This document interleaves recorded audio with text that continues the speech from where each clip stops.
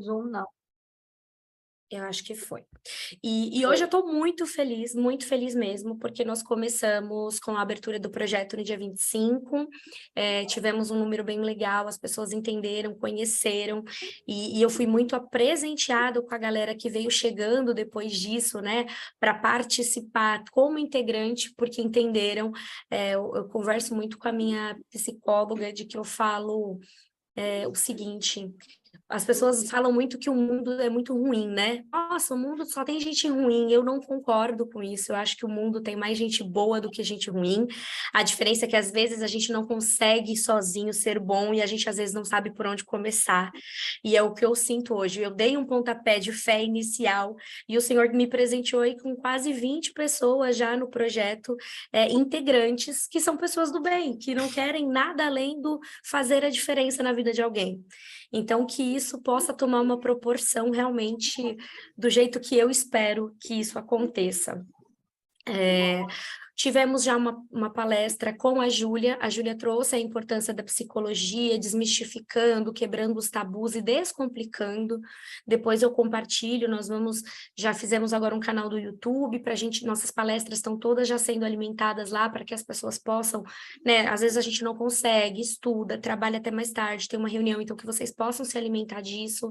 Tivemos depois a palestra com a Lisandra, que nós tivemos a palestra nutricional, que foi um divisor de águas aí para muita gente, e o que eu acho mais legal é porque a gente está com o intuito de ajudar, mas a gente está sendo trabalhado e ajudado muito nesse caminho aí, porque a gente acha que, não, a gente só vai ajudar, e a gente não sabe o quanto a gente está sendo ajudado, né, Júlia? Tipo, é muito louco isso, porque não é sobre o outro, é sobre nós, né?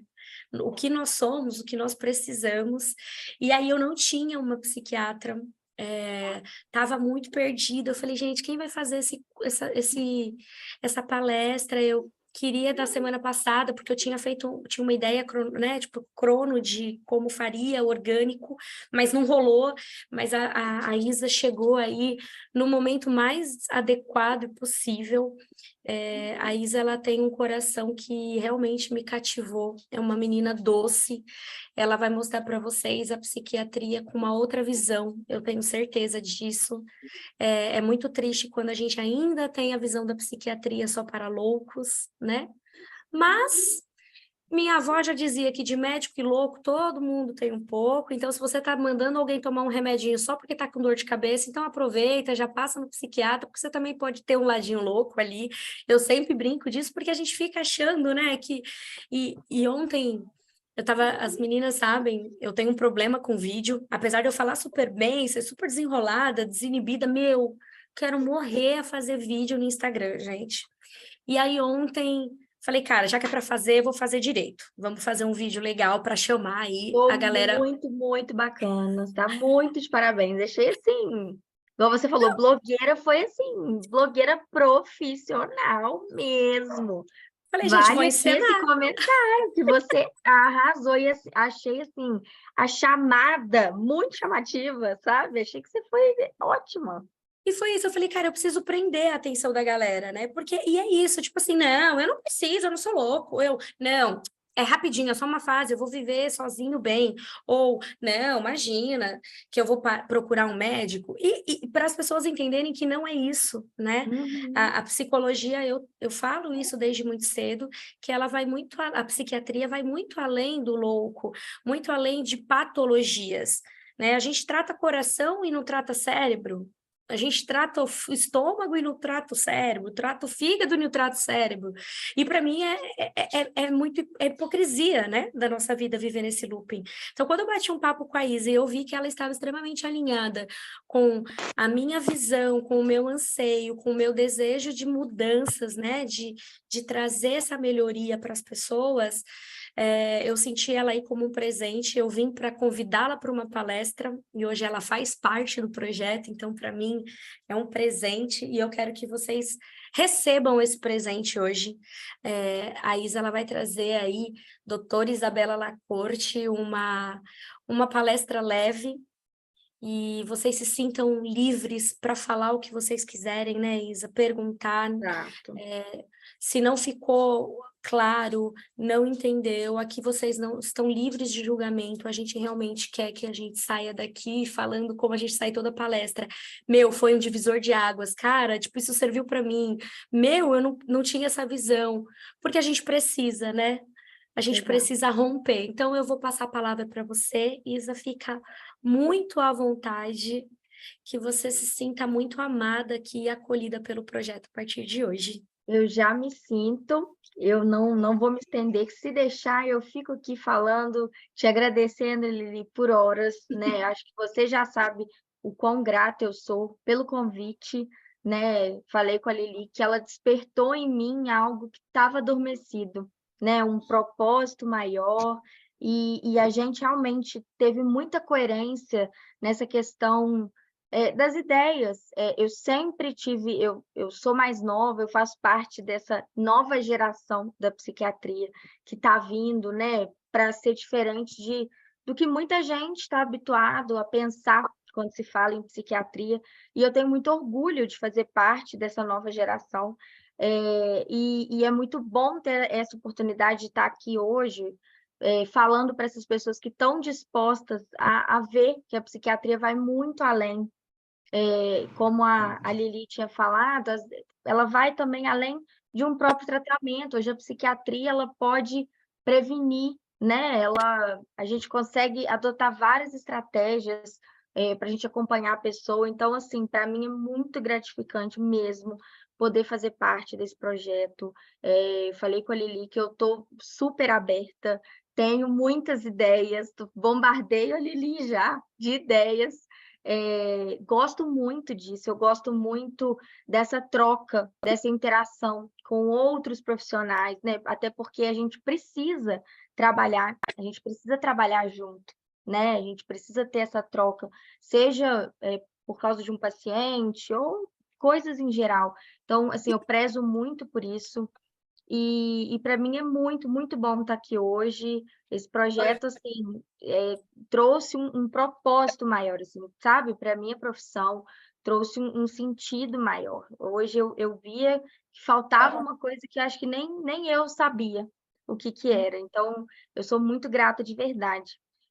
Como ele lhe falou, eu quero que todo mundo se sinta à vontade, não quero que seja algo totalmente expositivo, né? De só eu ficar falando, que todo mundo se sinta à vontade para a gente trocar uma ideia, para vocês perguntarem, e é isso. Vou compartilhar aqui, tá bom? Tá bem.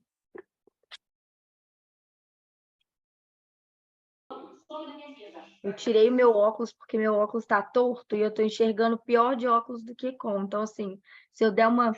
É porque eu estou tentando enxergar. Vou pedir para quem tiver com o áudio ligado, então agora desligar, para a gente poder ouvir a palestra. Eu vou acompanhando aí e vou mudando por aqui, conforme você for falando, tá bom, Isa? Boa Tá, qualquer coisa palestra. te dou um toque também, não tem problema. Fechou. Boa palestra. Obrigada. Então, vamos lá, pessoal.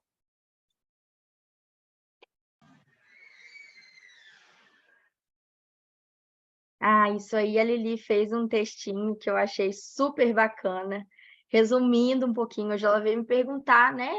Quem sou eu? O que eu faço? O que eu gosto? E eu adoro falar sobre isso, né? Ela me perguntou de onde surgiu, né, essa ideia da psiquiatria. E falei para ela que quando eu tinha mais ou menos uns 13, 14 anos, eu tive um transtorno de ansiedade e até hoje eu falo com a minha mãe que eu sou muito grata a ela por ela ter tido esse insight, né, de ter reparado numa adolescente que aquilo era ansiedade, né? Ela poderia ter me levado em outro médico, mas ela me levou ao psiquiatra. Então eu desde sempre tive esse contato com a psiquiatria. Para mim nunca foi aquela coisa, né, aquele bicho de 7 cabeças que geralmente é para a maioria das pessoas. Então, quando eu fiz faculdade de odonto antes, eu sempre quis fazer medicina, mas por questão de maturidade, né, da idade mesmo, fui fazer odonto, não me perguntem por quê, mas logo a medicina me puxou. Desde o início eu tinha essa ideia sobre a psiquiatria, e aí quando eu tive a disciplina, eu realmente adorei, fiquei muito encantada e falei, é isso que eu quero. No meu primeiro ano de residência, eu contei isso para Lili, que eu atendi um paciente muito grave, era um paciente bipolar, que estava numa fase depressiva, era um paciente super complicado, e pacientes bipolares, né? Para quem não sabe, a gente tem que tomar muito cuidado, geralmente a gente não pode usar o antidepressivo por conta do risco, né, da virada maníaca. Então, ele era extremamente grave. E ele me fez essa pergunta no dia da consulta, num dia que ele estava muito mal e tinha tido uma tentativa de suicídio no final de semana anterior à consulta. E ele me perguntou, por que psiquiatria? E aí eu parei, pensei e veio assim a resposta assim do meu coração. Eu falei assim: "Olha, seu Geraldo, eu acho que com a psiquiatria eu posso fazer a diferença na vida das pessoas". E é exatamente isso. E aquilo marcou ele de uma forma tão significativa que ele voltou na outra consulta melhor. Aquilo de alguma forma mexeu com ele, fez ele pensar, e para mim é muito isso, assim, eu vejo a psiquiatria como um instrumento de mudança, sabe, da vida das pessoas, trazer de volta, né, a pessoa que perdeu a vontade de fazer as coisas, o sorriso, né? Eu falo que o meu objetivo é a pessoa voltar não a ser quem ela era antes, mas que eu possa torná-la melhor ainda do que ela era, né? Então, eu sou completamente apaixonada pela especialidade. Como toda especialidade tem as suas dificuldades, né? Tem o lado muito difícil, tem o cansaço, né? Mas eu sou completamente apaixonada e não me vejo fazendo outra coisa a não ser exercendo a psiquiatria. E é isso, eu sou apaixonada por bichos, cachorros, sou super engajada na causa animal, adoção, essas coisas. Tento sempre me manter, né, nessa área na medida do possível, por causa da correria do dia a dia, mas é uma paixão minha também. E eu acho que nessa parte é isso. Então, para a gente começar a entender, né? Então, a psiquiatria ela é uma especialidade médica, né? Que é responsável por fazer o diagnóstico e o tratamento dos transtornos mentais. Aqui eu coloquei só alguns exemplos, eu acho que a maioria de vocês sabe, mas ansiedade, depressão, toque, dependência química, esquizofrenia, transtorno bipolar, esses são alguns do leque imenso de transtornos que a psiquiatria abarca. Pode passar, Lili. E aí eu trouxe, eu acho que é uma coisa, né, importante, que a Lili falou um pouco no vídeo convidativo, que a psiquiatria, ela até hoje, eu acho que isso já melhorou, mas ela até hoje sofre muito preconceito, né? É uma área vista, né, meio que, ai, o psiquiatra, né? Psiquiatra é doido, psiquiatra é aquilo. Às vezes a gente sente esse preconceito até mesmo de outros médicos, sabe? Então, assim, isso já melhorou, isso já evoluiu, mas ainda a gente ainda tem um caminho muito, muito longo pela frente. Deixa eu tentar só mudar de lado esse aqui, consegui. Então, assim, já melhorou, mas existe o preconceito, sabe, de todos os lados. E, na verdade, as doenças psiquiátricas, elas existem, igual eu coloquei, desde o início da humanidade, né? O Hipócrates, que é o pai da medicina, ele relatou, ele tem relatos, existem relatos dele, né, da época dele, de pessoas com depressão. Só que diferente das outras áreas da medicina, que são áreas que os medicamentos já existem há muito tempo, né, já são consagrados na literatura, a psiquiatria, os medicamentos são muito recentes. Eu coloquei o exemplo da clorpromazina, que foi o primeiro medicamento para esquizofrenia, ela surgiu no ano de 1950. Então, isso para a gente é como se fosse ontem, né? Isso é muito, muito recente. Os antidepressivos, eles foram surgindo ali na década de 80, 90. Então, é tudo muito novo, né? Pode passar, Lili, que eu vou seguir. Então, como é tudo muito recente, antes a psiquiatria ela era muito limitada. Geralmente, a única coisa que os médicos, os psiquiatras tinham para recorrer eram, por exemplo, as internações, né? Eu falo que aquilo que a gente estava habituado a ver como psiquiatria, aquelas internações, Barbacena, eu falo que aquilo é tudo menos psiquiatria, né? Então, aquilo gerou uma imagem muito negativa nas pessoas, né? E hoje as coisas, graças a Deus, avançaram.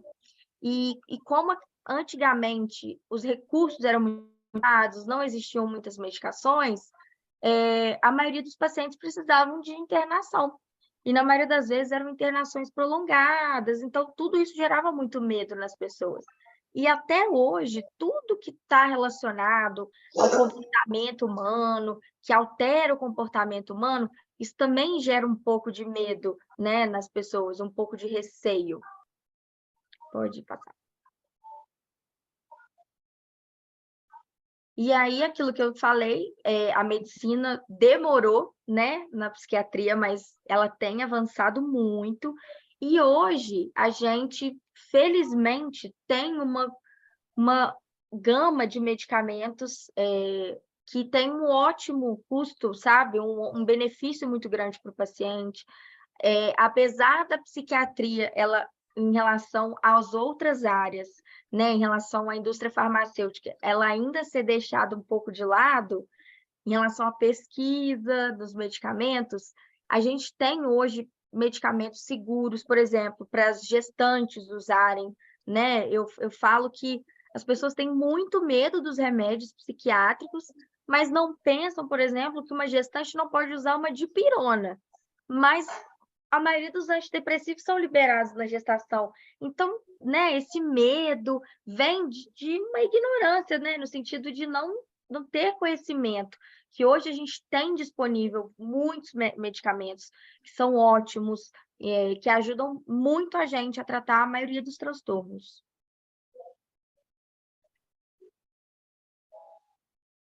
E aí, né, falando um pouquinho da importância, nós, como psiquiatras, a gente tem como objetivo tratar essas doenças, né?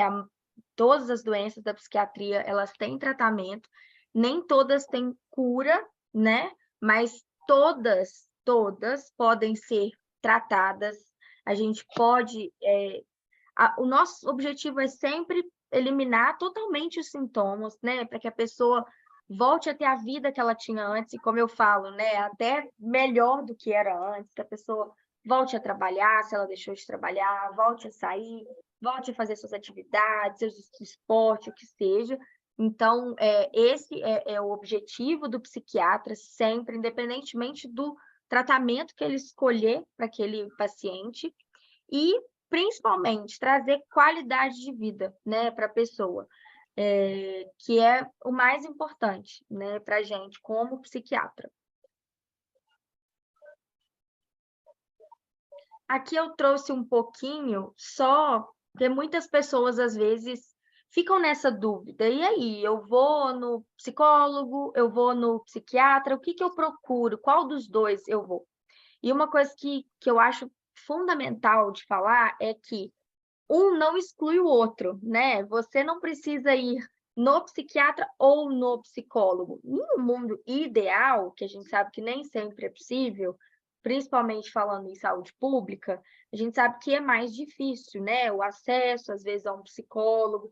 Mas no mundo ideal, o perfeito é a combinação, né? São os dois, na verdade, trabalhando juntos e tendo essa troca, esse contato, conversar sobre o paciente, né?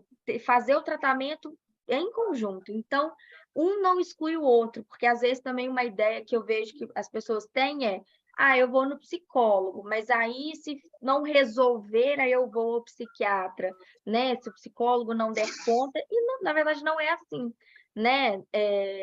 os dois juntos seria o ideal, mas os dois dão conta de casos leves, casos graves. Mas, então, em relação às diferenças, né? A psiquiatria, ela é uma especialidade da medicina, né? Como eu já tinha falado, que é responsável por diagnosticar e fazer o tratamento dos transtornos mentais.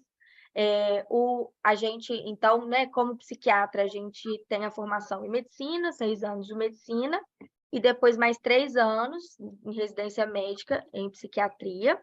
E aí, depois desses 3 anos, o psiquiatra pode optar por fazer 1 ano para se especializar em alguma área da psiquiatria, né? Tem a psiquiatria da infância e adolescência, psicogeriatria, existem algumas áreas. E a psicologia, a Júlia está aí, pode me complementar. O profissional, né? A diferença é basicamente na formação acadêmica, né? O psicólogo faz a graduação em psicologia, depois ele escolhe a abordagem que ele vai trabalhar com o paciente, né? Existem diferentes abordagens, psicanalítica, cognitivo-comportamental. Eu trouxe isso, né? Que os dois podem realizar a psicoterapia, mas nem todo psiquiatra tem essa formação, né? Trouxe como exemplo, porque eu, por exemplo, acho que eu até nem comentei isso com a Lili, eu fiz uma pós-graduação em terapia cognitivo-comportamental, que é uma área da psicologia, mas que a gente usa muito na psiquiatria, né? É algo que agrega muito os atendimentos, usar as técnicas, né, da TCC. Então, ambos podem, mas nem todo psiquiatra tem, né, essa capacitação. Então, a diferença é basicamente nessa formação acadêmica, e o ideal é a gente trabalhar junto, um não exclui o outro, né? Então, não é ou eu vou no psiquiatra ou eu vou no psicólogo. No mundo ideal, os dois juntos sempre.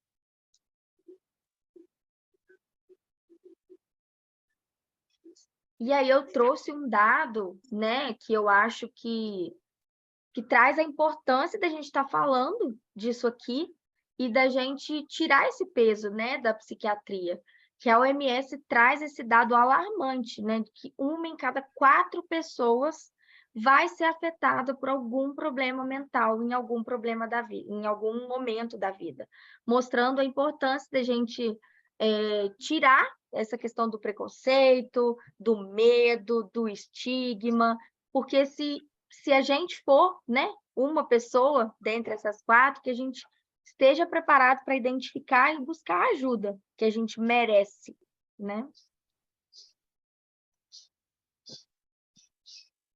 E aí eu trouxe aqui só alguns exemplos, né, que podem fazer a gente pensar que talvez a gente precise de uma consulta com um psiquiatra.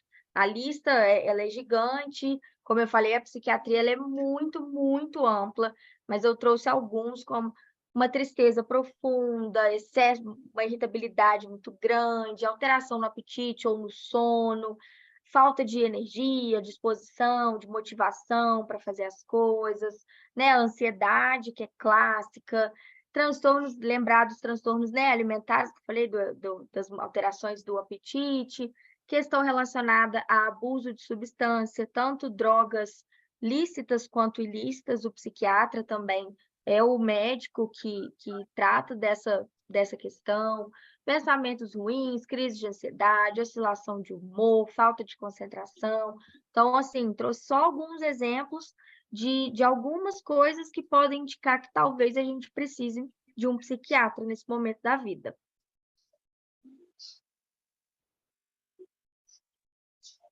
E uma coisa muito importante, né, é que todo transtorno mental, ele é passível de tratamento, né?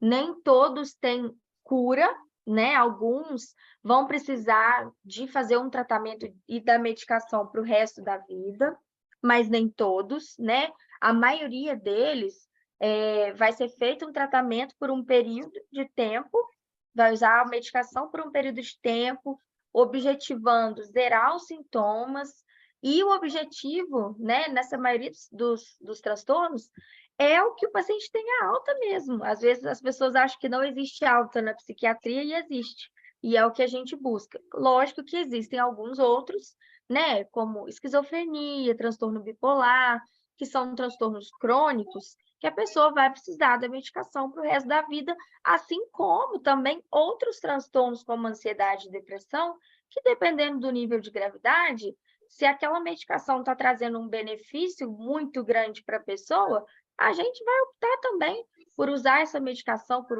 um período de tempo maior ou até para o resto da vida. Então, assim, cada caso, né, é avaliado de forma individual, mas o importante é que todos podem ser tratados, podem ser melhorados, e eu trouxe, né, que a primeira consulta com o psiquiatra geralmente leva o paciente a se sentir desconfortável e gera uma sensação que eu percebo também, de meio que, eu fracassei, né, de ter que procurar o psiquiatra, é uma coisa que a Lili trouxe no vídeo também, né, como se o que a gente sente, algumas coisas que a gente sente, dependesse 100% do nosso controle, né, e não é bem assim. Então a gente depara com os pacientes frustrados com essa sensação de que eu não dei conta sozinho, então eu tive que buscar um psiquiatra, sendo que se a gente pode ter uma ajuda, se a gente pode ter um alívio, por que não, né? Então acho que fica essa a mensagem assim que acho que é a mais importante da gente trazer e falar, né? Quebrar esse estigma que as pessoas têm em relação às doenças mentais, que são doenças como qualquer outra. Por exemplo, um paciente com diabetes que vai, o endócrino, né? Uma das doenças que ele trata é o diabetes. Se você vai no endócrino, isso não quer dizer que você é diabético. Ou é a mesma coisa a psiquiatria. Se você vai no psiquiatra, não quer dizer que você é louco, né? Que as pessoas falam muito essa questão da loucura. Então, assim, é muito importante a gente trazer essa questão da gente tentar quebrar esse estigma, né? E para a gente evitar o sofrimento, né? Se a gente está com alguma questão, por que não buscar alguém, né? Para a gente compartilhar, a gente reduzir esse sofrimento, a gente cessar esse sofrimento. E aí eu trouxe, né, alguns mitos, né, que rodam aí na boca do povo e que fazem com que as pessoas às vezes evitem buscar, né, evitem buscar um psiquiatra, evitem marcar uma consulta por conta desses mitos aí que rodeiam a psiquiatria. Um primeiro que é muito comum é relacionado à medicação, né? Muita gente tem medo da medicação, tem medo de usar, medo de ter que usar para o resto da vida. Outra crença muito comum é de que vai viciar, né? Existe uma classe de medicamento, que são os benzodiazepínicos, Rivotril, né? Esses são os únicos que, se a pessoa fizer uso prolongado, causa uma certa dependência. Tirando isso, nenhum outro é capaz de causar esse mecanismo de dependência, né? Como eu disse, a maioria dos transtornos a gente tende a usar por um tempo limitado, e não quer dizer que a pessoa vai precisar usar para o resto da vida, né? Então, esse medo, né, é frequente, sendo que são medicações seguras. Como eu falei, o exemplo da dipirona, que a grávida não pode usar, mas ela pode usar um antidepressivo, né? Então, é só um exemplo, mas só para a gente ter uma noção, né, desse fardo que a psiquiatria carrega, que eu acho muito injusto e que a gente está aí para combater. E o outro mito aí, né, essa é outra imagem, que a psiquiatria é médico de louco, né? Eu falo que as pessoas loucas, acho que jamais iriam ao psiquiatra. Os realmente loucos jamais procurariam um psiquiatra. E a loucura, de fato, se é que existe isso, é uma minoria ali dos casos. Então, a psiquiatria, ela é muito, para a gente, né, reduzir ela a isso, reduzir uma área que está responsável por tantas coisas, igual eu coloquei, né? Ele é o médico da mente, o psiquiatra. Então, tudo que está relacionado à mente, né? Memória, concentração, motivação, humor, tudo isso é do âmbito da psiquiatria. Então, assim, a gente quebrar isso, né? De que é o médico de louco, de que o psiquiatra é louco, que isso também... Eu ouvi muito isso, né? Quando eu decidi fazer psiquiatria, as pessoas me perguntavam, o que eu mais ouvi era: ih, cuidado, cuidado que você vai ficar doida. Então, assim, você vê que essa crença é muito forte, né, nas pessoas. Então, a gente precisa falar sobre isso para a gente quebrar essa ideia.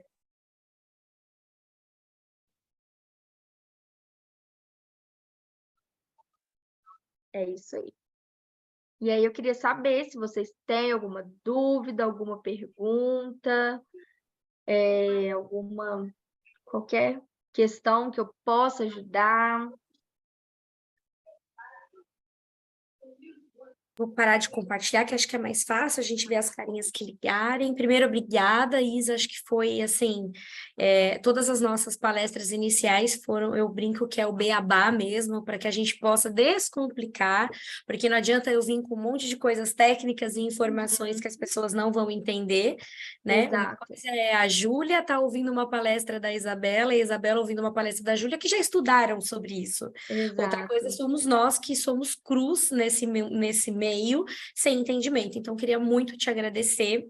E eu queria ver aí, se tem... A Rúlia, acho que levantou a mão, pode abrir o microfone e fica à vontade. Por favor.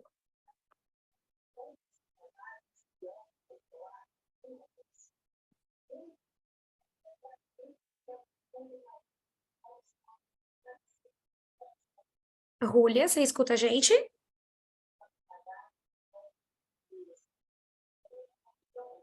Acho que não. Desistiu. Alguém tem alguma coisa para perguntar? Quer falar alguma coisa? Eu anotei algumas coisas aí enquanto eu estava falando que foram me surgindo, mas Eu eu acho quero que eu deixar o esqueci povo também falar. de falar uma coisa importante, que às vezes as pessoas também criaram uma ideia de que ir ao psiquiatra é sinônimo de ter que tomar medicação. E não necessariamente, né? O psiquiatra, ele nem sempre ele vai prescrever um tratamento que seja necessariamente medicamentoso, né? Às vezes, se a gente puder, a gente lança mão de outras orientações, outras, né, abordagens. Então, não é sinônimo, vou ao psiquiatra, então eu obrigatoriamente vou tomar a medicação. Né? Se o Essa era nosso uma trabalho... questão que eu ia te fazer, desculpa até te cortar. Por Não, claro. exemplo, eu fiz o tratamento, eu fui no psiquiatra, ele não vai entrar com medicação. Eu não volto mais nele? Não, de forma Por que alguma. que eu tenho que ficar com o psiquiatra se ele não vai? O que que o psiquiatra pode fazer além da medicação numa consulta em um tratamento? Muita coisa. Isso, lógico que vai depender, né, muito do caso. Sim.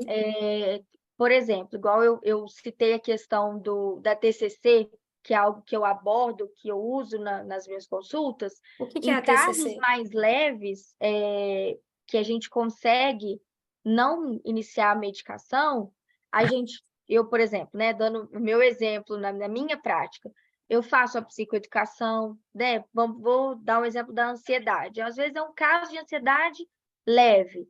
Às vezes eu brinco que o que o paciente precisa, às vezes, é de só um empurrãozinho, sabe? A gente não precisa entrar de cara com a medicação. Então, eu faço a psicoeducação do que é a ansiedade, do que está acontecendo com ele, né? E, às vezes, com algumas técnicas da TCC, a gente consegue eliminar aqueles sintomas sem necessariamente precisar da medicação. E aí eu retorno para a gente trabalhar essas técnicas, ver se os sintomas estão persistindo, né? Acompanhar. Porque, às vezes, tudo bem, no início a gente não precisa, mas pode ser que aquilo também não dê conta e seja necessária a medicação depois. Então, eu preciso acompanhar para eu ver como que isso está evoluindo, né? E também não quer dizer, não precisou, mas depois precisou, então falhou. Não é uma questão, né, de que falhou. A gente tenta sempre começar por uma coisa, se a gente puder não iniciar, se for um caso mais leve, a gente tenta, né, com outras técnicas que não a medicação, né, com outras abordagens, e aí são inúmeras. E aí é difícil eu falar de forma geral, dei o exemplo da ansiedade, mas são diversas. Alguns não tem como, geralmente a gente precisa da medicação, até mesmo para a pessoa conseguir colocar em prática, às vezes, algumas técnicas para ela conseguir produzir na terapia.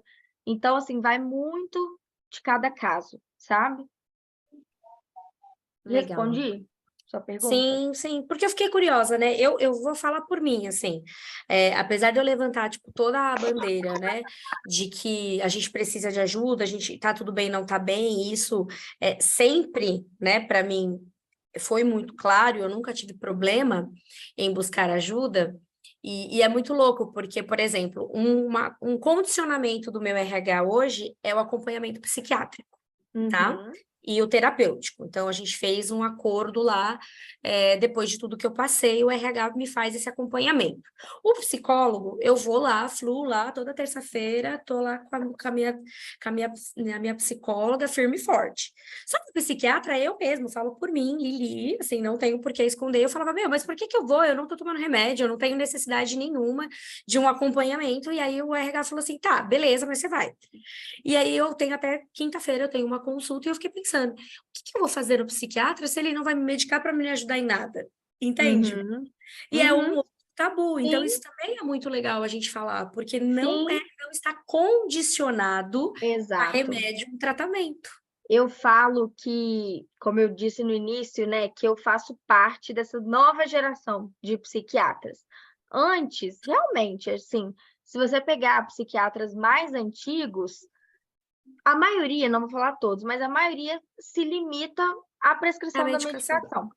Se eu pegar, limitar o meu trabalho a prescrever uma medicação, eu prefiro rasgar o meu diploma, porque isso um computador faz. Você vai lá, preenche, sei lá, um checklist de sintomas, e aí um computador, sei lá, uma inteligência artificial pode te prescrever uma medicação. Então, eu acho que, assim, hoje em dia, o trabalho do psiquiatra, pelo menos, deveria ser, né? Nem todos são assim, mas o trabalho do psiquiatra vai muito além da medicação e tem muita coisa que a gente faz, muita coisa. Um exemplo, né, que eu lembrei, que foi uma paciente que eu atendi hoje, que também ainda não está usando medicação. Ela, ela formou em direito, vai fazer a prova da OAB. Ai, tá bastante folgado. Alguém acho que ligou. Tá com áudio. Tomei um susto. Vai fazer a prova da OAB e está com dificuldade, está nervosa, está ansiosa, mas a grande questão é que ela tem um medo muito grande de fracassar, uma dificuldade de organização, e eu estou trabalhando com ela isso, questão de organização de horário, planejamento, administração do tempo. Então, assim, é muita coisa, vai muito além, Cara, que sabe? legal. Isso eu nunca imaginaria, por Dei um exemplo. exemplo, assim, de um caso do dia de hoje, mas é muita coisa. Então, o psiquiatra deveria, né, pelo menos em tese, ele deveria fazer muito mais do que só prescrever a medicação. E ouvir você falar isso hoje, para mim, faz muito mais sentido você estar aqui. E foi aquilo que a gente falou do. Como foi que você me falou sobre o multi, né? Tipo, como foi que você usou? Me falta a palavra agora.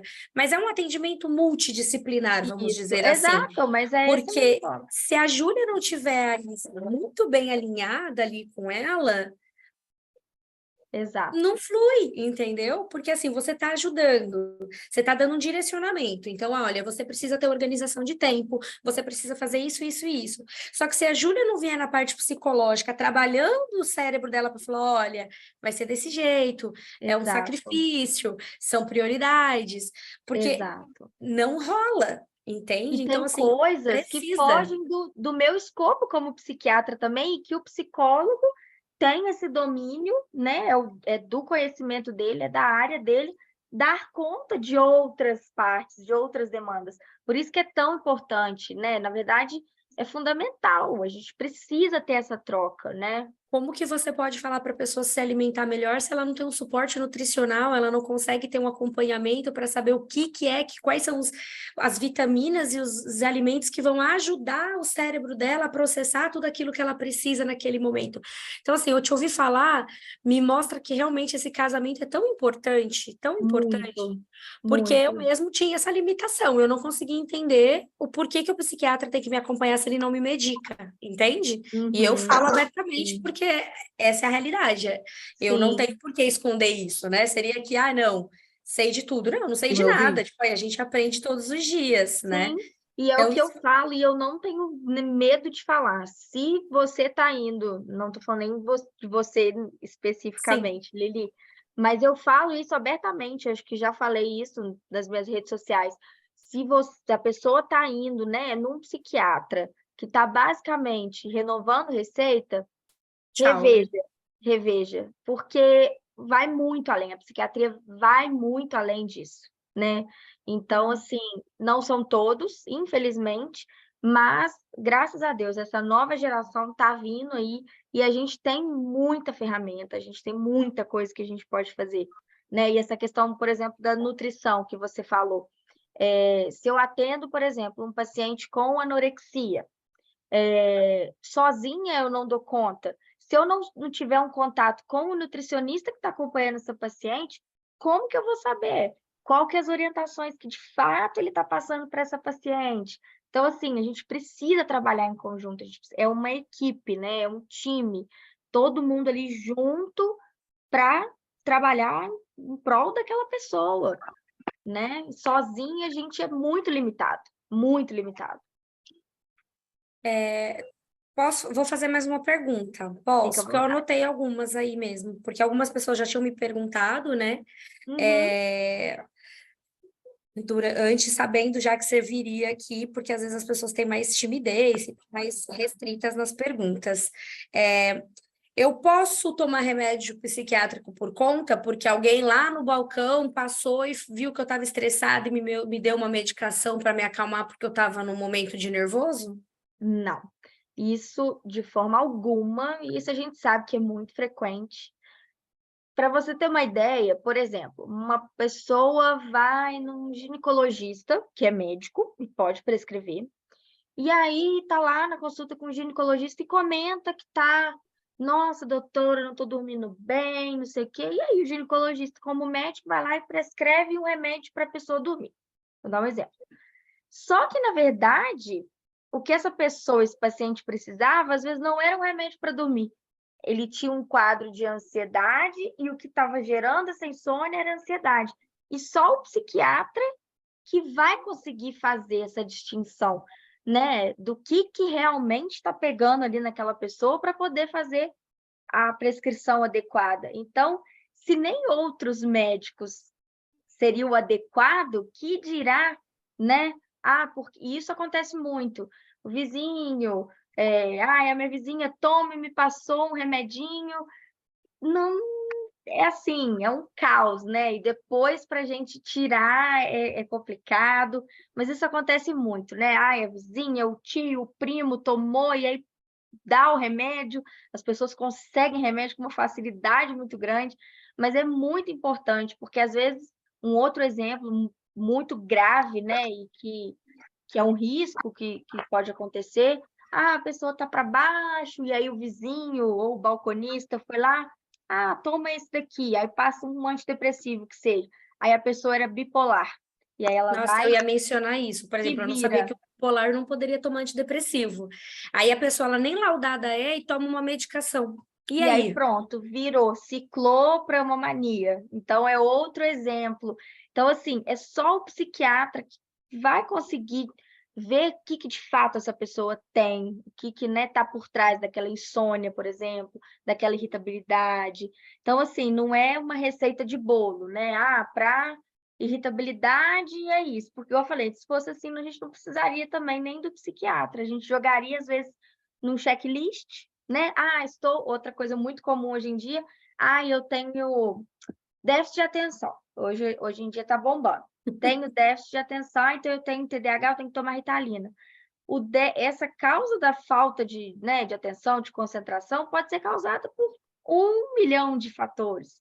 A pessoa pode estar deprimida, pode estar ansiosa, pode estar fazendo abuso de alguma substância, pode estar com cansaço, uma Um privação de estresse, né? Um sono, pico de estresse por estresse. trabalho. E só o psiquiatra que vai conseguir fazer essa diferenciação, né, do que tá bom. Então, esse déficit de atenção é o que, de fato? Então, é perigoso demais, né? Esse boca a boca, até mesmo outros médicos fazerem a prescrição. Eu sempre falo uma coisa que é, se não tá no balcão Igual o paracetamol na farmácia, ele não pode ser tomado por qualquer um.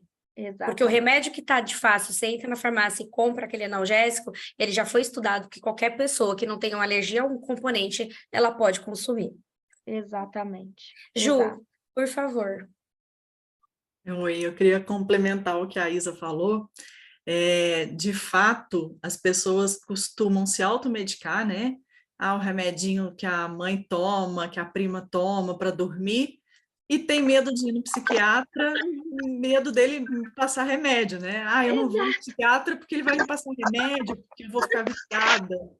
Mas toma o remédio que a colega tem, que a vizinha tem, né? Sem problema nenhum. Geralmente, nesses casos, esse intercâmbio, né, de medicação aí é sempre um Rivotrilzinho da vida, que igual eu falei, é uma das poucas classes de medicação que podem viciar de fato e que a gente, psiquiatra, dificilmente vai passar. Então, assim, a pessoa tem medo de ir por causa da medicação, mas está tomando um remédio que o psiquiatra quase nunca vai passar, né? Porque, de fato, é um remédio que pode viciar. Então, assim, né? É contraditório totalmente, porque geralmente é o Rivotril, né?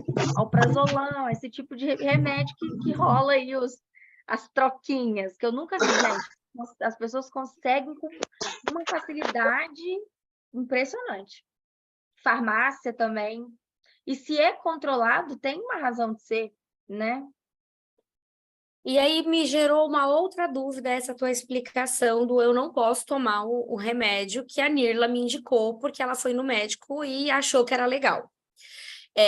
O médico lá, a doutora Isabela, me passou um tratamento com uma medicação. Estou tomando, eu entendo que estou fazendo uso do medicamento, tendo a ter uma evolução. Porque se eu tomo um analgésico, a minha cabeça vai diminuindo a dor, significa que o remédio está começando a fazer efeito no meu organismo. Estou tomando um remédio psiquiátrico, estou me sentindo melhor, estou me sentindo mais, né? Fluindo, estou me sentindo mais disposto. Posso cortar a medicação por conta? Também não. O que acontece se eu cortar? Isso é um outro erro, né? Eu uso o exemplo do antibiótico, por exemplo. Se você está com dor de garganta, aí você vai e te prescreve um antibiótico. E o médico fala, Lili, você tem que tomar por, sei lá, 7 dias. E aí você começa a tomar, e lá no terceiro dia você já está sentindo que a sua garganta já está melhorando. Só que você sabe que mesmo com essa melhora, você precisa terminar os 7 dias de tratamento. É a mesma coisa com os remédios psiquiátricos. Eles também têm um tempo de tratamento, né? Por mais que você comece a tomar, e aí que bom, conseguiu uma resposta, ótimo. Só que a gente precisa manter por um tempo, por algumas razões. A principal que tem que seguir, né? E esse tempo ele é muito variável, vai depender, cada pessoa vai ter um tempo, né? Não tem um tempo muito certinho. Mas no mínimo, se for um caso leve que está respondendo, no mínimo 6 meses. A chance de você recair, falando isso num caso, por exemplo, de ansiedade, depressão, diminui a chance de você recair. Se você interrompe o tratamento, melhorei, parei, a chance de você recair é muito maior. E a recaída, geralmente, ela vem 1000 vezes pior.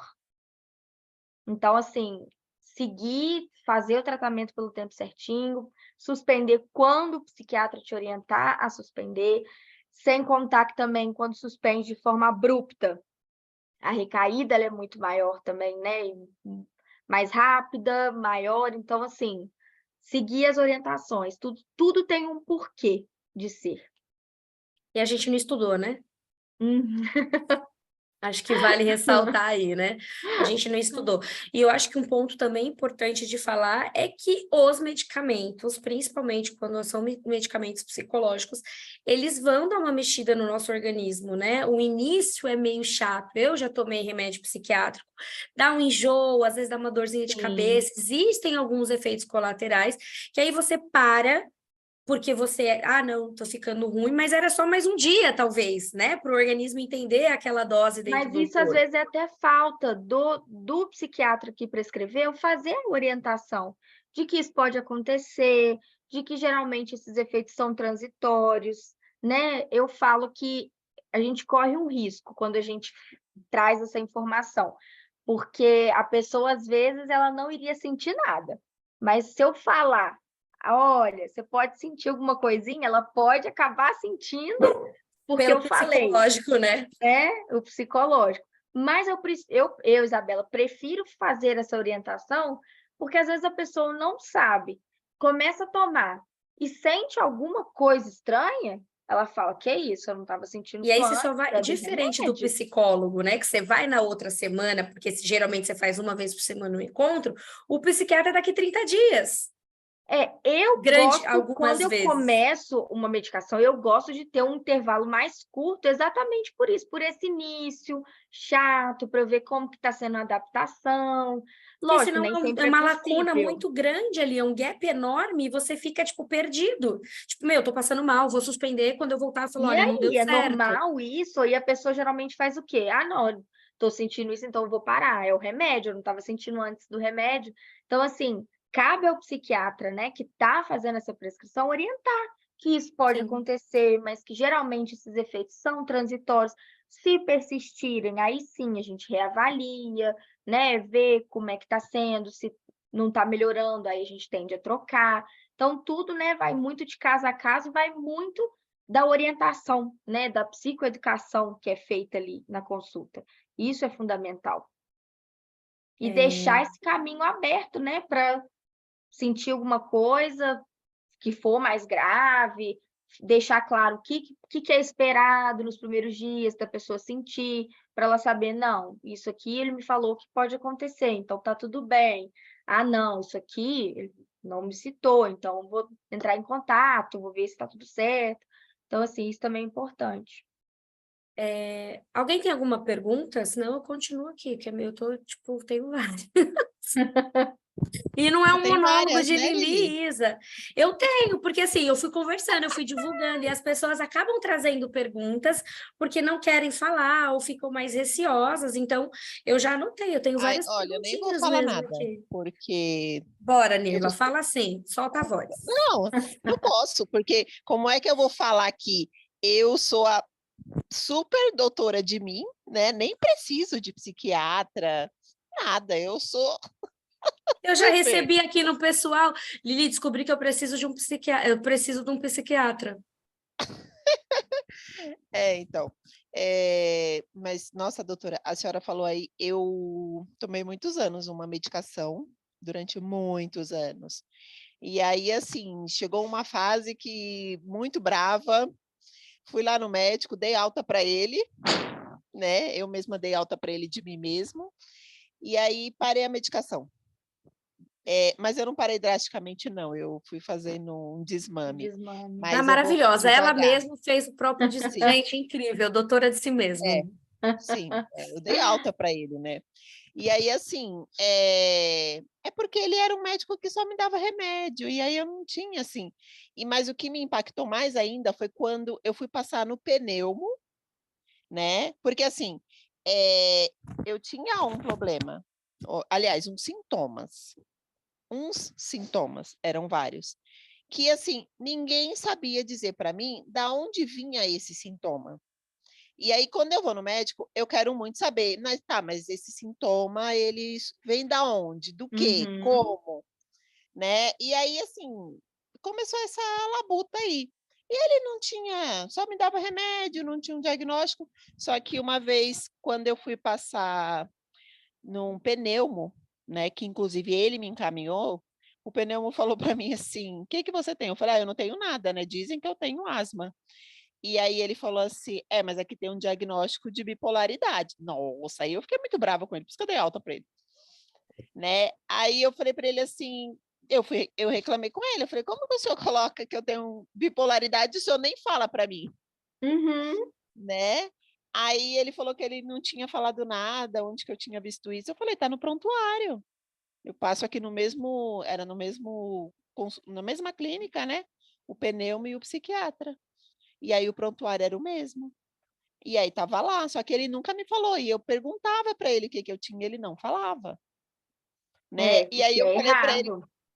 então, e ele falei para ele, eu falei para ele assim: "O senhor me atende toda semana? O senhor me vê uma vez por mês, o senhor lá me conhece?"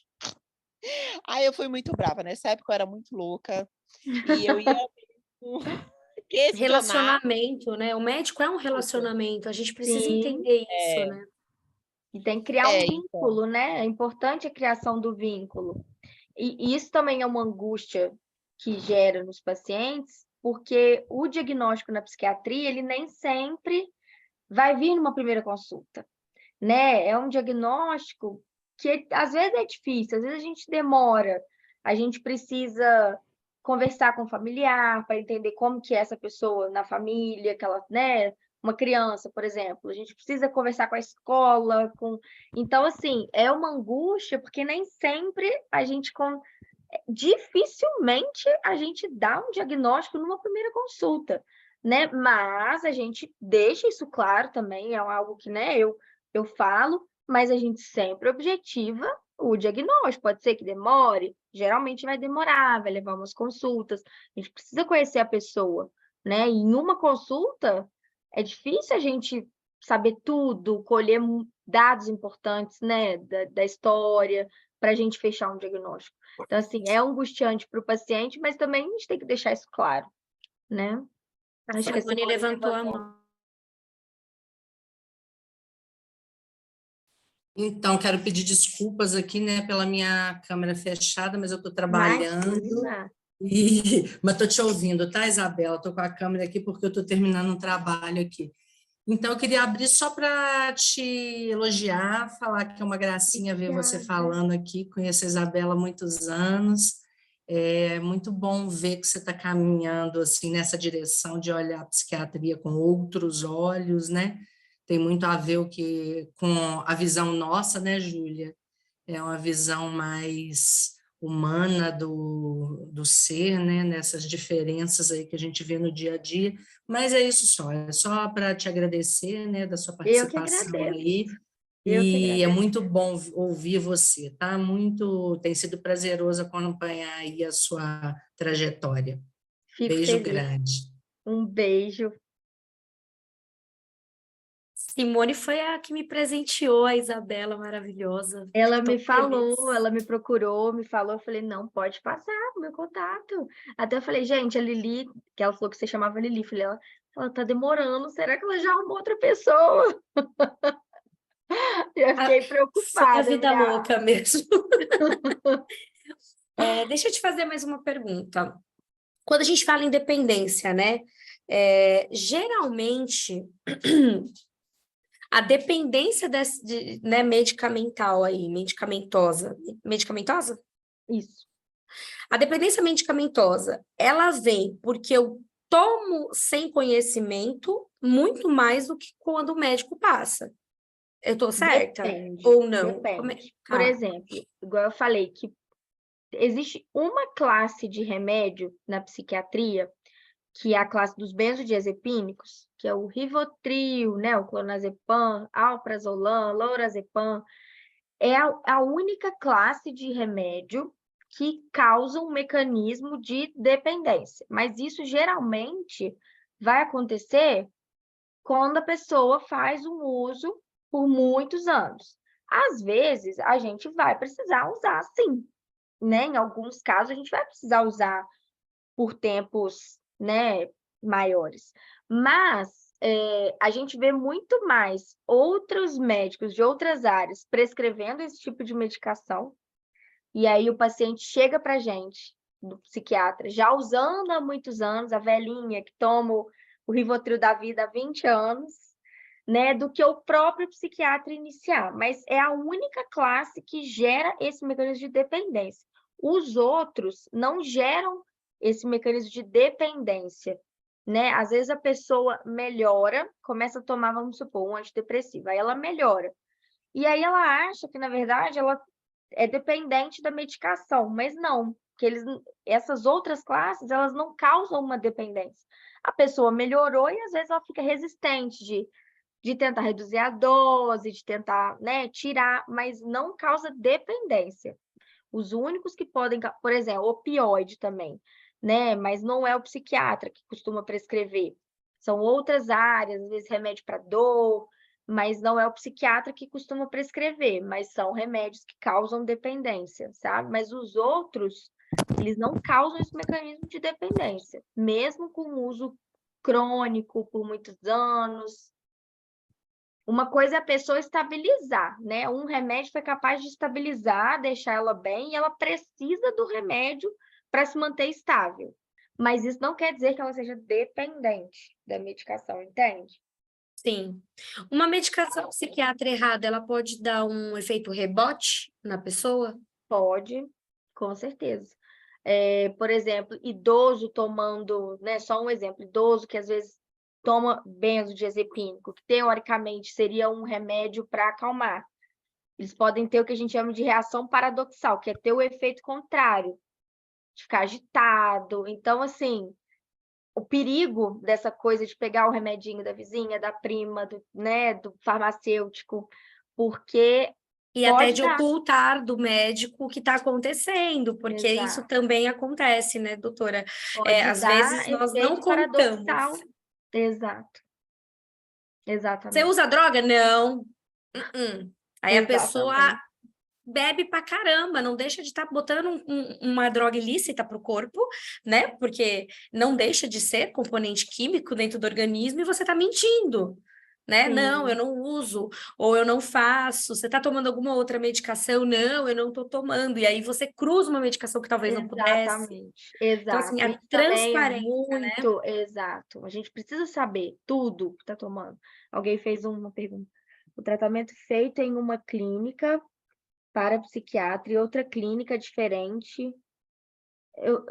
Acho que ela quis dizer assim, eu trato do psiquiatra no consultório, na clínica da doutora Isabela, mas eu vou num outro psicólogo que não Sim, conversa, assim, tem entendi. algum problema?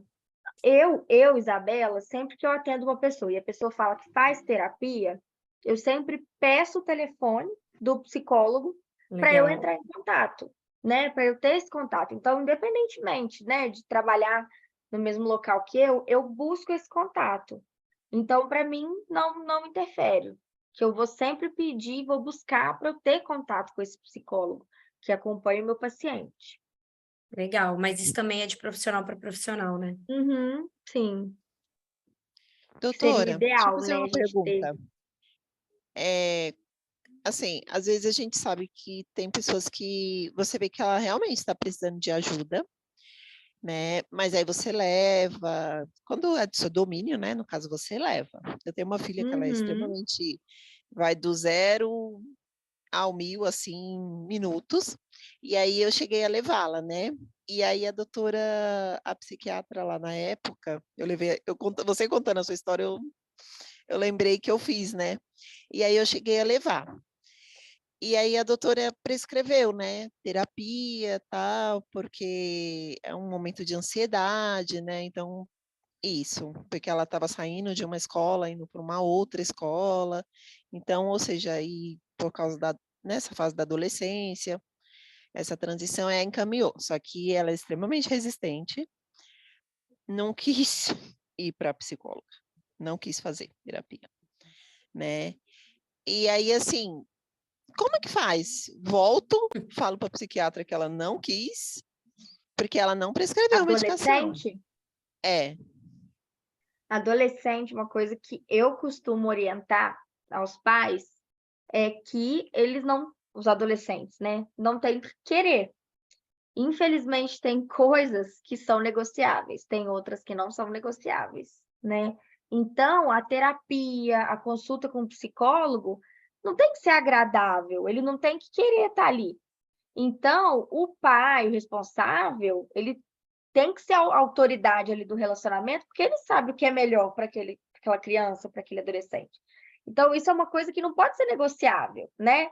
Ele não tem que querer, ele vai ter que ir, entende?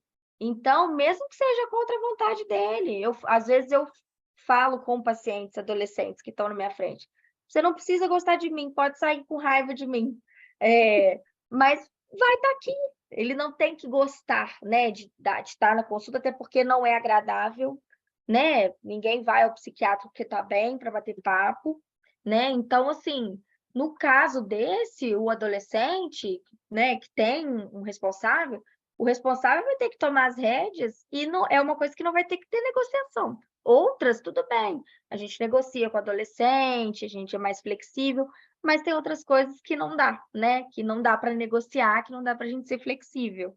Então, essa é a orientação que geralmente eu faço aos pais.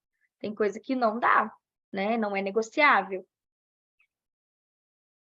E vai emburrado mesmo, vai emburrado, vai fazer birra, vai fazer. Vai, mas vai. Entendi. É que, assim, fica meio complicado, porque, no caso, o pai dela é psicólogo. E aí, ele fala que não pode forçar, né? Porque eu cheguei a falar, né? Ah, vai pelo menos na primeira, né? Faz 10 e se não gostar, depois para, né?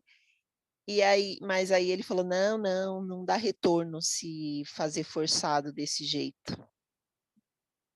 Eu já sou de outro pensamento. Eu acho que tem certos Então. casos que a gente precisa forçar, não forçar no sentido de mostrar que, assim, olha, isso é importante para você e isso a gente não vai negociar. E aí, no início, quando é assim, geralmente o adolescente, a criança vai ter aquela resistência, não vai querer falar. Eu já tive consulta de ficar 20 minutos o adolescente olhando, e eu fiquei olhando, e ficou, sabe, ele nitidamente resistente, mas e voltava até eu conseguir. Então, assim, no início pode ser que não seja produtivo mesmo, mas não tem que esperar a vontade dele querer para poder ir, né? Porque a autoridade do relacionamento tem que ser os pais que sabem o que é melhor, né, para criança, para adolescente, né? Então, assim, no início vai sem vontade. Mas não vai produzir, não vai falar. Tudo bem, a gente fica uma hora que seja, então, sem falar nada. E já aconteceu isso comigo, sabe? Mas até uma hora que vai ter que sair alguma coisa, vamos criar vínculo, e isso é um processo. Alguns são mais lentos, outros a gente consegue, né, tirar, mas assim, em alguns casos não dá para a gente ficar esperando a vontade, né, do adolescente, porque ele não sabe o que é melhor para ele. São os pais, né, que sabem. E você me trouxe, trazendo isso, né, a Nirla trazendo isso, me trouxe a realidade que eu enfrento aí pós-morte do Arthur, que é esse acompanhamento com essa molecada de uma forma bem intensa e full time aí que eu lido com eles. Então, hoje eu tenho 2 cenários que são muito 50-50 ali, eu falo que são muito iguais, que são os pais que não entendem, que tratam isso como frescura e não vão buscar ajuda, e os pais que sabem que os filhos precisam de ajuda, e isso, assim, vai de uma ansiedade básica para fazer uma prova a uma automutilação de hard, da criança ou do adolescente ele não querer ajuda, né? Ele não conseguir, na realidade, aceitar essa ajuda. E aí, para mim, é muito mais difícil eu lidar com o pai que não aceita, porque como você bota na cabeça de um adulto que o filho está pedindo socorro e não é uma frescura? Às vezes é muito mais difícil do que a gente ser impositivo de que você vai se tratar, você vai, né, fazer uma ajuda. Porque é muito... apesar de ser também muito difícil, Nirla, eu super te entendo, sabe? Sim, e não estou falando que seja fácil, de forma alguma. Não, e não é. Né? Só que aí entra uma outra parte, que é o que eu lido com os adolescentes, que a mãe quer, e eles falam comigo: tia, eu não quero, eu não consigo, eu não vou falar para o psicólogo, ou para o médico, para o psiquiatra, ou para qualquer que seja a outra pessoa, algo porque ela vai contar para minha mãe. E não necessariamente haverá isso. Então, assim, existe uma ética, né? Exato. Eu vou usar um exemplo. Quer dizer, se eu tenho uma orientação sexual e a minha família não sabe, eu conto isso para minha psicóloga, não é a sua psicóloga que vai contar essa opção para o seu, né, essa orientação sexual para os seus pais, mas ela vai te ajudar a trabalhar isso. Se você tem um problema de droga, né, ou não tem uma dependência, Você vai ajudar até ela pedir ajuda e falar, olha, vamos juntos conversar. Eu acho que casos extremos que a medicina e a psicologia, ela vai quebrar, né, o sigilo, se ela tiver o desejo de morte explícito dentro do consultório, porque a gente não pode se calar perante ao desejo do suicídio. Exato. Agora, e é isso que está, por exemplo, no Código de Ética, e é o que a gente fala na consulta, por exemplo, com criança, com adolescente. Existe o sigilo, o que você me contar, eu não vou falar para os seus pais, desde que o que você me contar não seja algo que esteja colocando a sua vida ou a vida de terceiros em risco. Aí eu preciso quebrar o sigilo. Então, isso é algo que é informado, né? Que o sigilo vai ser mantido. Mas existem casos, e eu deixo isso claro, que se for preciso, se for algo, né, que ele deixe claro que está colocando a vida dele ou de outras pessoas em risco, eu preciso quebrar o sigilo, e eu aviso que o sigilo vai ser quebrado, né? Isso é importante também. Porque imagina, né? A pessoa ela sofre um abuso sexual e ela está se automutilando, ela está tendo crises de pânico, de depressão, está entrando num loop infinito ali da vida dela por um abuso. E aí ela consegue, com o trabalho da terapia, contar. Não tem como a Júlia chegar e falar, olha, Nirla, é isso. A sua filha está sendo abusada, por exemplo, né? Estou usando a Nirla porque ela abriu aqui a dificuldade. Ela vai trabalhar a filha dela para como nós vamos revelar isso, né?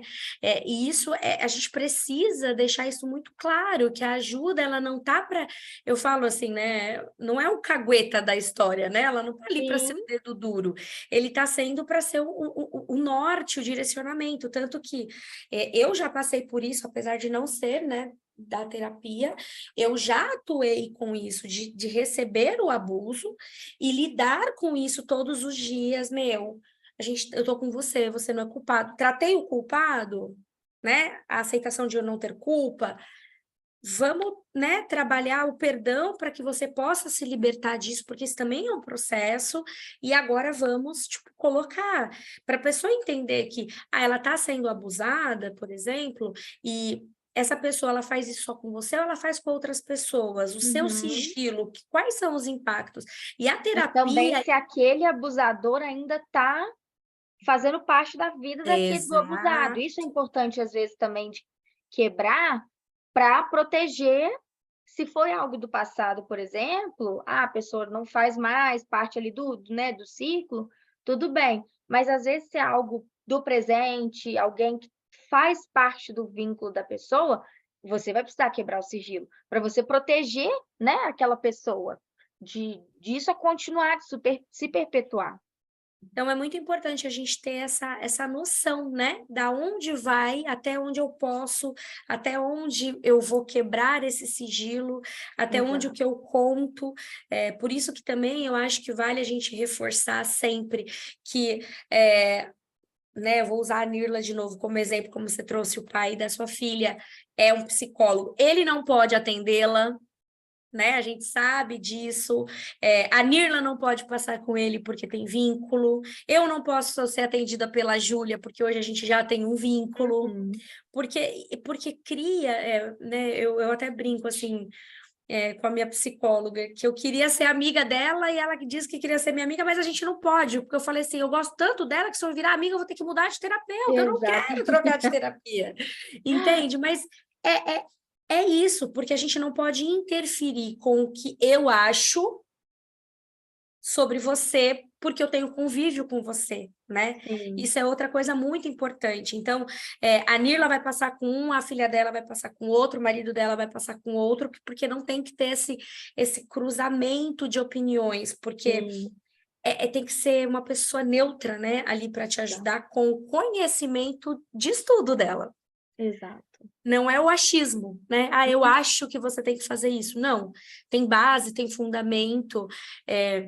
Por isso que às vezes eu acho que as pessoas chegam tanto para mim nas redes sociais também, compartilhando as histórias, porque eu não tenho um achismo, né? Eu não a conheço lá no meio de Vitória, eu não conheço ela lá no Amapá, eu não conheço ela lá no Rio Grande do Sul, eu não tenho histórico dela, então ela desabafa comigo me perguntando o que ela pode fazer.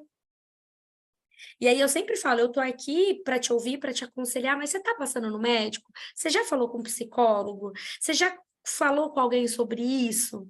Porque eu tô longe, né? E assim, eu não sou capacitada profissionalmente para te tratar, mas eu tô aqui para te orientar.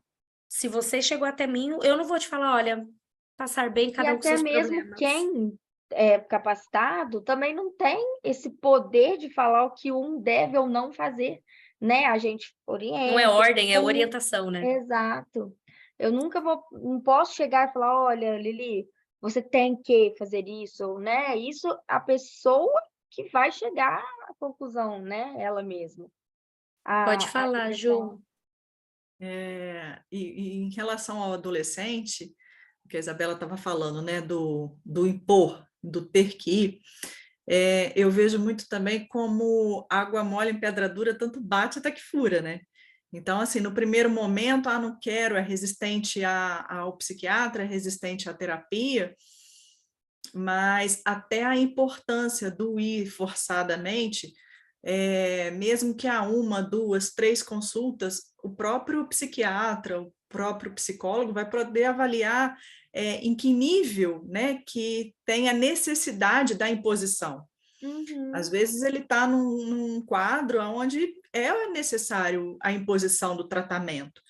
E com 2, 3 consultas, às vezes o psiquiatra fala, não, tem alguma Uhum. coisa tranquilo, o Sim. psicólogo vai falar tranquilo, e aí, de fato, não precisa do impor. Às vezes é algo dele que realmente só ele que vai precisar ir Uhum. buscar. Então, aí, nesse caso, realmente não vai ter como forçar, mas é algo que o adolescente está seguro, né? Sim. Então, ele pode sim esperar ter a vontade de procurar.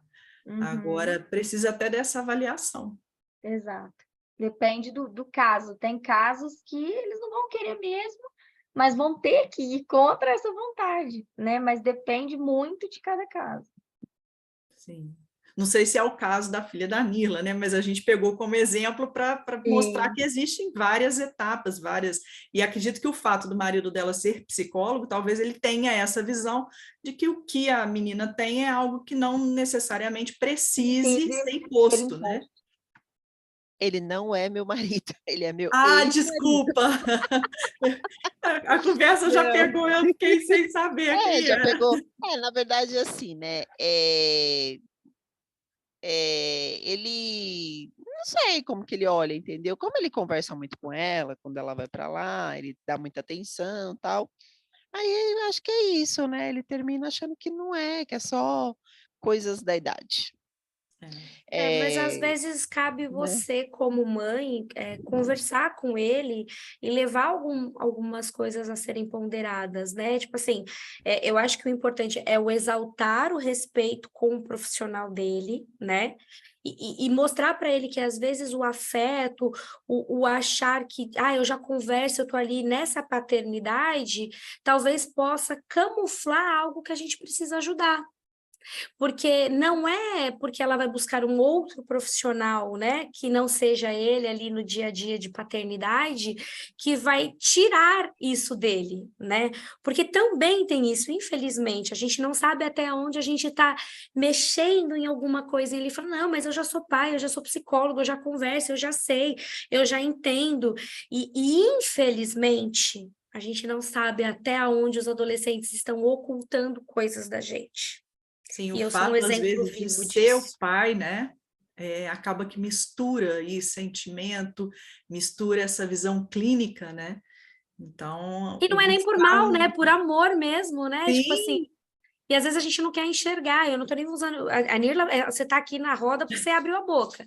Mas às vezes a gente não quer enxergar, né? Tipo assim, e eu até trago isso para mim. Então, por exemplo, o Arthur, ele tinha depressão, o Arthur fez tratamento, o Arthur tomou medicação, o Arthur não tinha um perfil suicida, né? Que a gente às vezes rotula com um perfil que hoje eu levanto uma bandeira de que isso não existe. Uma pessoa depressiva, ela não precisa estar sem tomar banho, sem pentear o cabelo, sem escovar o dente, sem levantar da cama e sem fazer nada, isso é uma mentira, né? É um fake que a gente internalizou aí, por isso que eu falei muito isso no vídeo, o que a gente está levando nossa vida como verdade. E o Arthur tinha uma mutilação que eu desconhecia, que ele se quebrava, né? O Arthur, ele não se cortava, o Arthur quebrava partes do corpo como uma mutilação. E aí eu fui puxar agora na minha memória, né, tipo, um tempo atrás, o Arthur ficou mais de 8 anos se mutilando, e eu não enxerguei isso. Isso não me fez mais mãe nem menos mãe dele por conta disso. Foi por uma falta de conhecimento, foi uma falta de entendimento. E talvez, posso até dizer, que foi uma falta de sensibilidade naquele momento de entender assim, não, mas eu tô ali sempre, eu tô 24 horas, eu tô sempre cuidando, eu dou amor, eu dou tudo, eu faço, tudo acontece. E aí você acha que isso não pode chegar em você, porque não tem como. Se eu tô dando todas as opções ali e eu tô aqui debaixo da asa, por que que ele tá assim? Né? Então, eu falo que a frase que a minha molecada sabe, que eu falo sempre, eu falo, o bagulho é louco, porque é louco real, a gente não sabe aonde a gente está entrando, né? A gente, às vezes é difícil a gente buscar ajuda, então às vezes a Vitória, ela está passando por uma dificuldade, ela não consegue pedir ajuda. E aí ela começa a se sacrificar porque ela não consegue pedir ajuda, né?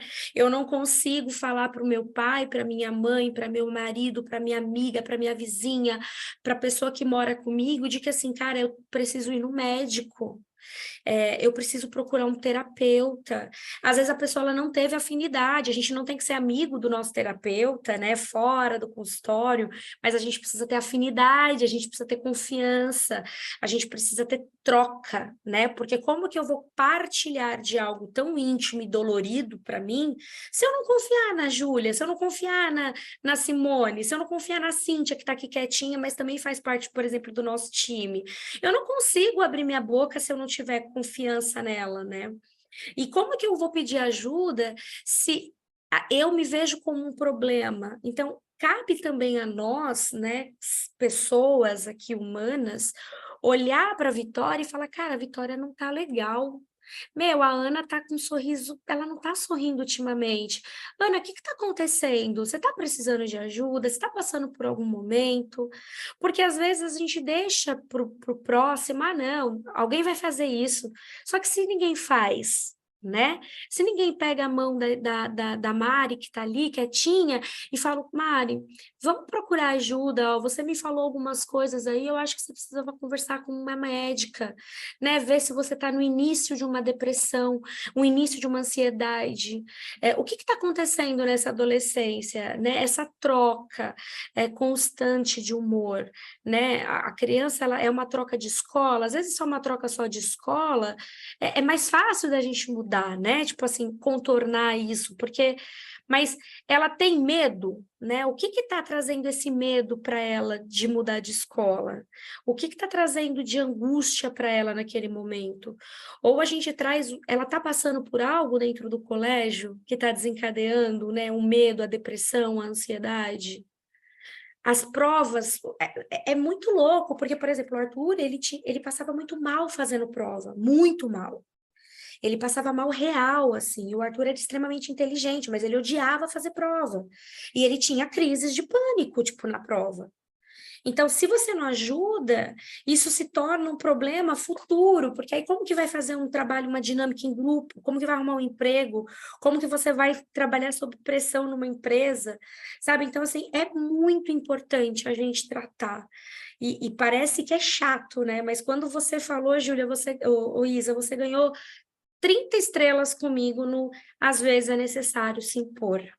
Porque a gente está numa linha muito tênue hoje entre a gente precisa deixar os jovens escolherem o que eles querem, fazer da melhor forma. Eu preciso ser amigo do meu filho, então eu vou falar o sim e o amém para ele. E de verdade, é melhor a gente ser muito mais chato. Falando você vai, porque eu falo por mim. Eu agradeço todos os dias, às vezes, que eu levei o Arthur não querendo tratar. Porque se eu pensasse que o Arthur tá morto hoje porque eu me neguei a levar, ou porque eu achei que era melhor ele não se tratar porque ele não queria e eu respeitei, eu teria uma culpa. Não que isso vá acontecer com todos, mas Deus o livre acontece. Como que você carrega isso para você? Sabe? Então, às vezes, a imposição ela é necessária, Porque antes do Enem, eu falo, né? E eu falo isso para os adolescentes. Antes o seu pai sangrar com a verdade de você vivo, do que ele sangrar descobrindo a sua verdade com você morto, sem você poder reverter. Porque às vezes vai doer. Porque às vezes a gente também, como mãe, e as meninas vão me dizer se é verdade isso, às vezes a gente não quer, porque a gente não quer descobrir lá na terapia que eu tenho culpa daquela ansiedade, daquela depressão, daquele pânico. Então eu prefiro fingir, não, ele não quer. Não é o teu caso, Nirla, vou reforçar aqui para quem está ouvindo, né? Mas assim, não, é frescura, porque você sabe que você tem culpa. Você também não faz um tratamento, né? Você também não vai em paralelo no acompanhamento. Então, como que você vai ficar preparada para ouvir que você é o problema do seu filho? Você é o problema do seu marido. Você é o seu problema. Porque a gente tem uma mania de terceirizar tudo na vida. Responsabilidade, culpa, diagnóstico. Nós não estamos preparados para dizer eu tenho culpa. Eu sou a própria culpada do meu problema, né? O que eu vou fazer para melhorar? Então, por isso que o projeto, para mim, faz muito sentido. A Nirla ser atendida... Qual que é o nome da sua filha mesmo? É Ana Luísa? Ana Luísa, né? Ai, né? como é que fala com o microfone fechado? É, Ana Luísa? A Nirla ser atendida e a Ana Luísa ser atendida. Porque como que eu vou tratar a Ana Luísa se eu não conseguir tratar a Nirla para receber, talvez, a resposta que ela precisa? Ou eu trato a Nirla para ela poder conduzir, só que a Ana Luísa está guardando um segredo que ela não consegue contar para a Nirla. Então, a gente não tem um tratamento eficaz. E ali eu falo por mim, porque eu não tive isso, eu não fiz acompanhamento psicológico e psiquiátrico enquanto o Arthur tratava. E hoje eu vejo que isso me prejudicou. Porque nos dias que eu tinha surto sozinha, sem saber o que fazer, eu não tinha respaldo. E eu me calava, porque eu não falava para ninguém. E eu sou a pessoa que tem 1 milhão de pessoas ao meu redor. Mas naquele momento, quando o bagulho ficava louco, eu me sentia sozinha. Eu olhava aquela multidão e eu estava sozinha, eu gritava calada. Eu falo isso sempre, o grito calado, né? A gente precisa gritar quieto, a gente abre a boca e grita para ninguém ouvir que você está gritando. Mas e aí? Então a gente precisa de um tratamento em conjunto, sabe? E a Simone falou uma coisa que para mim é muito importante. A gente tem dificuldade de enxergar os problemas que nos rodeiam. Razão pelo qual é importante falar, procurar entender e não nos envergonhar disso. Então, eu quis dizer isso para vocês agora, né, nesse finzinho, porque essa é a Lili. Eu sou a pessoa que eu passei por isso e eu não gostaria que ninguém passasse novamente. Eu quero que a minha dor cesse e termine em mim. Eu quero que a Estela não tenha mais dor, mas eu não quero que a Estela me dê a dor dela. Eu quero que a Estela se livre da dor dela. Eu não quero que os problemas da Isa sejam passados para mim. Eu quero ajudar a Isa a resolver os problemas dela. Porque eu falo que eu não quero peso de ninguém. Eu quero que todo mundo seja leve. Porque se eu for pegar de todo mundo, a gente também não vai conseguir caminhar, né? E isso é muito importante e interessante, porque a gente não precisa ter o problema de ninguém. Por isso que isso aqui vai ser realmente um apoio para que a gente possa caminhar sozinha, né? E cada um derrubar a sua gotinha de óleo para a engrenagem girar aqui. Então, peito aberto, ninguém é perfeito, né? A gente não é porque a Júlia é psicóloga que ela não erra como mãe. Não tem nada a ver com isso, não é porque a Simone é nutricionista, que talvez ela não come errada de vez em quando, sabe? A gente precisa entender em alguns momentos que o nosso cargo não é a nossa vida do dia a dia. E eu tenho certeza que assim, quando eu às vezes me escuto e eu aprendo muito até com o que eu escuto, e a terapia nos faz a gente, né, aprender com o que a gente fala, vocês também aprendem quando vocês estão atendendo a enxergar coisas que vocês também não sabem. Então, isso é muito importante, a gente poder ter essa troca, sabe? O saber dizer, ó, eu preciso de ajuda, porque tá tudo bem. A Adri falou aqui que contar sobre os nossos problemas e neuras não é querer apenas que ninguém, mas sim confiar ao ponto de falar algo íntimo. Então, assim, a confiança, eu já percebi também que vem de um desconhecido, porque o desconhecido não te julga, porque ele não sabe o teu passado, nem o teu presente.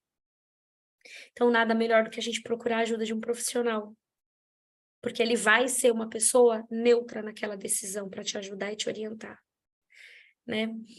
Que a gente possa entender a funcionalidade de cada profissional, que a gente possa, nesses encontros, nos tornarmos cada vez mais capacitados como seres humanos e aprendermos a olhar para o lado, né? Ao dizer eu te amo sem medo, a abraçar sem medo, a estender a mão sem medo, a julgar menos, a se preocupar menos com o que o outro está fazendo, porque a Ana me fez algo que eu não gostei. Cara, vai falar muito mais da Ana do que de mim.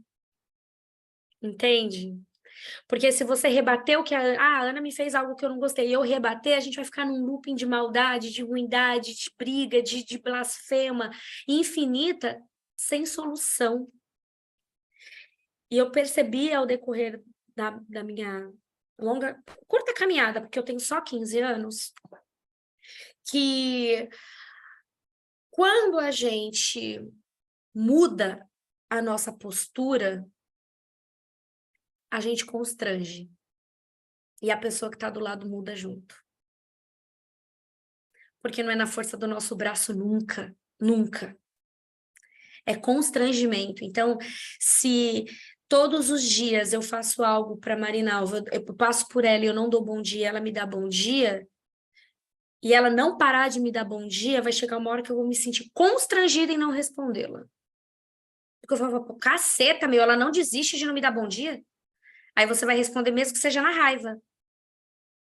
Mas você vai responder. Se eu tô brigando todos os dias lá com a Lisandra e a Lisandra não me responde, chega uma hora que eu não vou brigar mais sozinha. Então, que a gente possa realmente ser assim, sabe? Trazer isso para o nosso dia a dia e que a gente possa aprender nesses encontros, até ter essa troca, né? Não é um lugar para que a gente possa condenar o que está certo ou o que está errado, o que eu vejo, o que você não vê, é que a gente possa aprender. E que essas palavras possam entrar no nosso coração realmente como cura, que é onde as pessoas nos enxergarem, não vejam só as psicólogas, as psiquiatras, as nossas agentes de mapeamento, as nossas assistentes sociais, as nossas mensageiras, a Lili, elas vejam amor e acolhida, que é a única coisa que eu quero no projeto. Então, Amanda, você é abraçada todos os dias aqui. Então, a Amanda, ela disse que ela é abraçada, então, que a gente possa realmente ser tratada. E não me importa se tem 1 milhão ou se um dia a gente vai ter só uma pessoa aqui para ouvir. Se essa pessoa sair daqui abraçada, para mim o dia valeu. Então, Isa, muito obrigada, doutora, por Eu que agradeço. essa aula que a gente teve. Essa troca, estou à disposição, mesmo depois. Quem quiser tirar alguma outra dúvida, eu estou à disposição. E sintam-se todos também abraçados por mim. Foi uma honra e um prazer enorme estar aqui com vocês essa noite. Eu amo vocês. Júlia, muito obrigada pelas ressalvas aí. Meninas, muito obrigada. Eu vou viver e morrer até que Jesus venha dizendo que eu sou muito feliz por caminhar com vocês. E eu não tenho nem palavras. Eu só tenho a minha vida para deixar para vocês e para caminhar com vocês até o último dia do nosso respirar. Ana, teu primeiro dia aqui, que você seja muito acolhida, muito amada. Você tem aqui, você tá quietinha, é normal. Eu falo demais, mas que você se sinta acolhida de verdade. Saiba que você aqui vai ter uma família quando você quiser, no dia que você quiser, a hora que você quiser. Uma conversa, um afago, uma oração, um abraço. Aonde você estiver, a gente vai chegar em você. Então, que você caminhe conosco. Mesmo que quietinha, mesmo que falante, mesmo que chorando, mesmo que com a câmera desligada, você só permaneça. É uma honra e uma alegria enorme ter você comigo hoje. Meu primo tá quietinho ali, te amo. Paulo, fica com Deus, se cuida. Mari, Estelinha foi nessa, né, gente? Vocês viram que a Estelinha... Eu ia brincar com ela. Estelinha, amanhã, ó, meu cafezinho. Gente, fiquem com Deus. Eu vou pedir só para as meninas ficarem para a gente encerrar, pode ser? E até terça-feira que vem, meninas. Beijos.